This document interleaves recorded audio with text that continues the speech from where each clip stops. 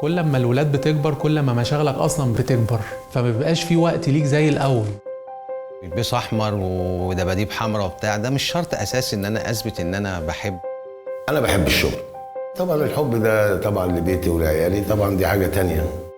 يوم ما تبقى مثلا تعبانه ولا فيها حاجه هي بتحس بالحب ده. انت عارف ان في عيد في الشهر اللي احنا فيه ده؟ لا ما اعرفش اللي فيها ايه. عيد عيد الحب.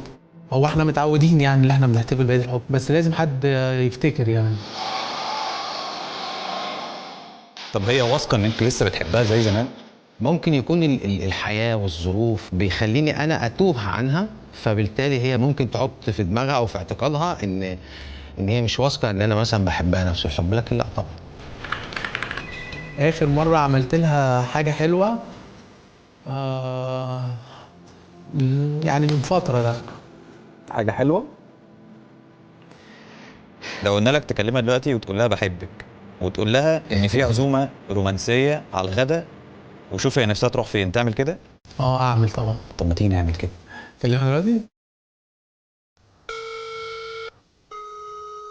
يا حبيبي صباح الخير. لا اتصل بيكي، حبيت اقول لك بحبك على الصبح. مجنون، ما بتعملهاش. ليه؟ ليه كده؟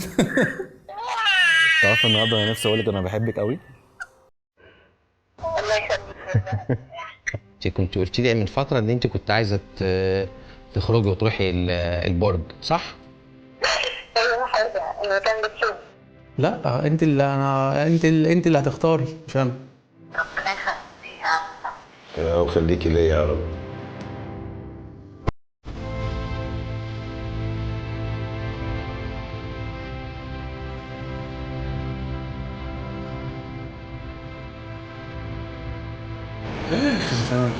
طيب.